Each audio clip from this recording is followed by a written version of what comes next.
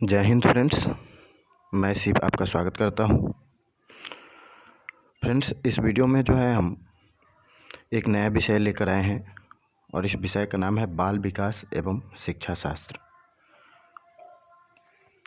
बाल विकास एवं शिक्षा शास्त्र जो है एक नया विषय है और ये विषय जो है उनके लिए उपयोगी है जिन्होंने जुलाई 2020 में फॉर्म डाला था सीटेट के लिए और जिनकी एग्ज़ाम जो है अभी 31 जनवरी 2021 को होने वाली है। तो जिनकी इस जनवरी में एग्ज़ाम होने वाली है वे लोग इस वीडियो का लाभ उठा सकते हैं। और ये आज का जो इस पे सीटेट से संबंधित आज का जो विषय है इसका नाम है बाल विकास एवं शिक्षा शास्त्र। तो चलिए इससे संबंधित जो है कुछ महत्वपूर्ण तथ्यों को जानते हैं जो बराबर पिछले परीक्षा में पूछे जाते रहे हैं और आप इन तथ्यों को कवर करके जो है अपना अंक स्कोर कर सकते हैं। तो चलिए बिना समय गवाए शुरू करते हैं ये वीडियो।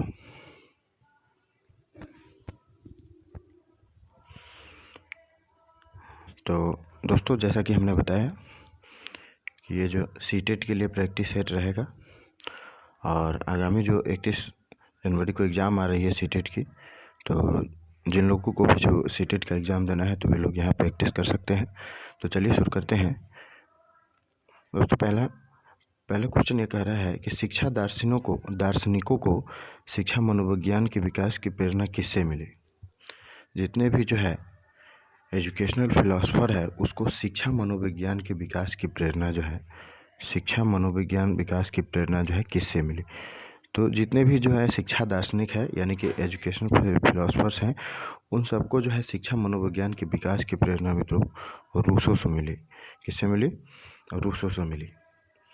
तो ये ध्यान रखना है कि शिक्षा दार्शनिकों को जो है शिक्षा मनोविज्ञान की विकास की प्रेरणा जो है ये रूसो से मिली। नेक्स्ट क्वेश्चन ये कह रहा है कि वैज्ञानिक विधियों का यूज करते हुए यानी कि प्रयोग करने के कारण वैज्ञानिक विधियों का प्रयोग करने के कारण शिक्षा मनोविज्ञान को किस श्रेणी में रखा गया है। यानी कि यहाँ पे इसके कैटेगरी पे यहाँ पे क्वेश्चन पूछा गया है कि किस कैटेगरी में इसको रखा गया है। वैज्ञानिक अगर साइंटिफिक विधि का प्रयोग करें तो साइंटिफिक विधि के प्रयोग के कारण जो है ये शिक्षा मनोविज्ञान को किस श्रेणी में रखा गया है। तो इसको जो है ये साइंस की श्रेणी में रखा गया है, विज्ञान की श्रेणी में रखा गया है, क्योंकि यह शिक्षा ऐसे ही इसमें विज्ञान लगा हुआ है। तो ये किस श्रेणी में है? विज्ञान की श्रेणी में है। अगला क्वेश्चन कह रहा है क्वेश्चन नंबर 3 कि शिक्षा मनोविज्ञान का स्पष्ट रूप किस वर्ष में निश्चित किया गया। ये जो शिक्षा मनोविज्ञान की जो अवधारणा है, कॉन्सेप्ट है, इसका स्पष्ट रूप जो है वो कौन से वर्ष में निश्चित किया गया। तो इसका उत्तर जो है मित्रों 1920 होगा। और 1920 में जो है मित्रों असहयोग आंदोलन शुरू हुआ था 1 अगस्त 1920 को। 1920 में जो है बाल गंगाधर तिलक जी भी मरे थे। तो इन ऐसे जो है आप इसे याद रख सकते हैं कि शिक्षा मनोविज्ञान को जो का स्पष्ट रूप जो है निश्चित किया गया वो 1920 में किया गया, 1920 में किया गया। ठीक है मित्रों। अगला क्वेश्चन ये कह रहा है कि मानव की व्यावहारिक समस्याओं को किस माध्यम से हल किया जा सकता है।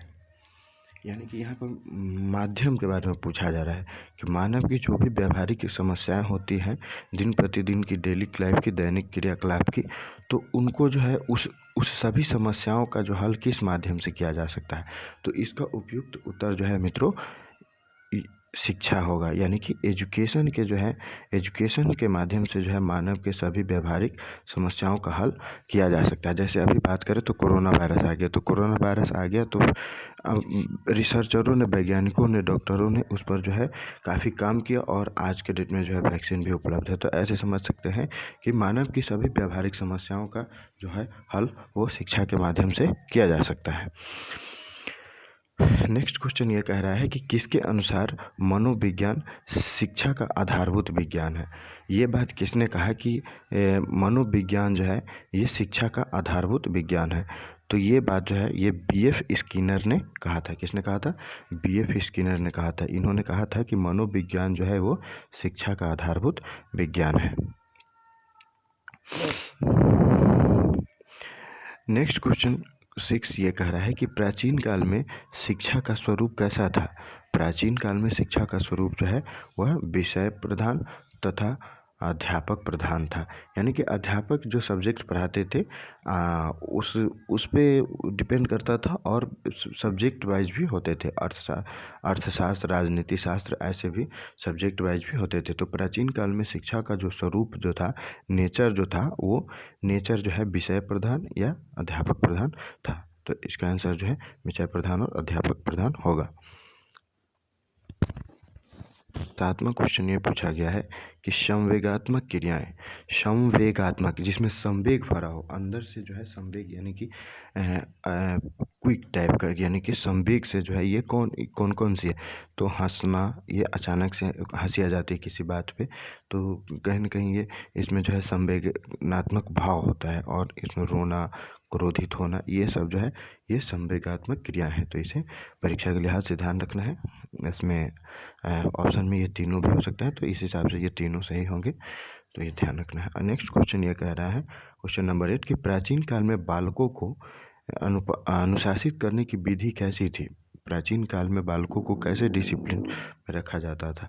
तो प्राचीन काल में बालकों को अनुशासित करने की जो विधि थी मित्रों, वो शारीरिक दंड वाली, यानी कि बालकों को शारीरिक दंड दिया जाता था ताकि वो अनुशासित रह सके। तो प्राचीन काल में जो है बालकों को अनुशासित करने की विधि जो है वो शारीरिक दंड से दिया जाता था। नेक्स्ट क्वेश्चन है क्वेश्चन नंबर 9 कि प्राचीन काल में मनुष्य का तीसरा नेत्र क्या था? तो प्राचीन काल में मनुष्य का जो है तीसरा नेत्र शिक्षा था, और ये अपने शिक्षा के माध्यम से ही जो है किसी चीज़ को जान पाते थे या बता पाते थे, या किसी चीज़ पर जो है अपना आकलन लगा पाते थे। तो एजुकेशन के माध्यम से ही जो है चूँकि व्यक्ति अपनी सभी व्यवहारिक समस्याओं का हल कर सकता है, तो चूँकि एजुकेशन के माध्यम से व्यक्ति अपनी सभी व्यवहारिक समस्याओं का हल कर सकता है, तो शिक्षा ही एकमात्र विषय है जो माने मनुष्य के जो है प्राचीन काल में शिक्षा तीसरा नेत्र कहा जाता था। चलिए नेक्स्ट क्वेश्चन है, शिक्षा में प्रयोगात्मक मनोविज्ञान की उपयोगिता पर किसने बल दिया? शिक्षा में प्रयोगात्मक मनोविज्ञान की उपयोगिता पर बल देने वाले तो ये जो है मॉन्टेसरी थे। कौन थे? मॉन्टेसरी। तो प्रयोगात्मक मनोविज्ञान की उपयोगिता पर किसने बल दिया? तो मॉन्टेसरी ने दिया। और ये जो है ये मनोविज्ञान के रूप में स्वीकृत कब हुआ है? 1920 में, 1920 में। तो ये आपको ध्यान रखना है। नेक्स्ट कह रहा है कि बीएफ स्किनर ने शिक्षा मनोविज्ञान के विशिष्ट उद्देश्य कितने निर्धारित किए? तो ये जो बीएफ स्किनर साहब है, इन्होंने जो है शिक्षा मनोविज्ञान के जो है विशिष्ट उद्देश्य 8 जो है निर्धारित किए। कितने निर्धारित किए? 8 निर्धारित किए। तो ये ध्यान रखना है।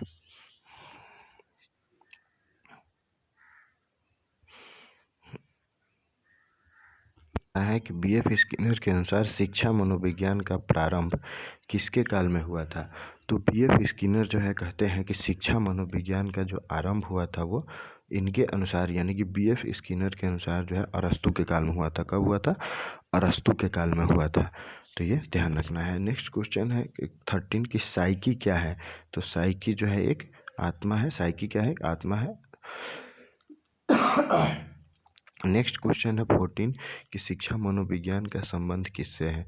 तो शिक्षा मनोविज्ञान का संबंध सीखने, यानी कि सीखने के कब और क्यों से है, यानी कि सीखने से है, अधिगम से है।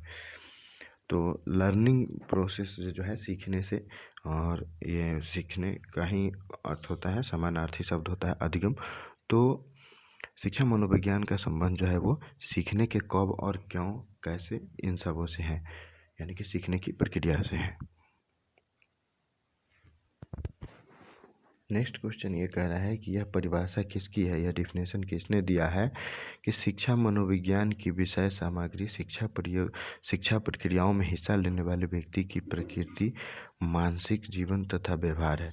शिक्षा मनोविज्ञान की विषय सामग्री जो है वो शिक्षा प्रक्रिया में हिस्सा लेने वाले व्यक्ति की प्रकृति, मानसिक जीवन तथा व्यवहार है। तो ये बात जो है डगलस व हॉलैंड ने कहा था। किसने कहा था? डगलस व हॉलैंड ने ये बात कही थी। नेक्स्ट क्वेश्चन है शिक्षा मनोविज्ञान क्या है? शिक्षा मनोविज्ञान क्या है? तो शिक्षा मनोविज्ञान जो मित्रों शिक्षा के क्षेत्र में मनोविज्ञान के सिद्धांतों का प्रयोग है। शिक्षा मनोविज्ञान क्या है? तो शिक्षा मनोविज्ञान जो है शिक्षा के क्षेत्र में मनोविज्ञान के सिद्धांतों का प्रयोग है। नेक्स्ट क्वेश्चन है क्वेश्चन नंबर 70, शिक्षा मनोविज्ञान किससे संबंधित है? तो मित्रों शिक्षा मनोविज्ञान जो है वो शिक्षण व अधिगम से संबंधित है। किससे संबंधित है? शिक्षण व अधिगम से संबंधित है। तो शिक्षा मनोविज्ञान जो है वो शिक्षण और अधिगम यानी कि सीखने की प्रक्रिया से है। सीखने में जो हमारे मन में जिज्ञासा आती है क्यों, कब, कैसे, तो इससे जो है शिक्षा मनोविज्ञान संबंधित है। शिक्षा धातु का क्या अर्थ है? तो शिक्षा धातु का अर्थ है अधिगम यानी कि सीखना।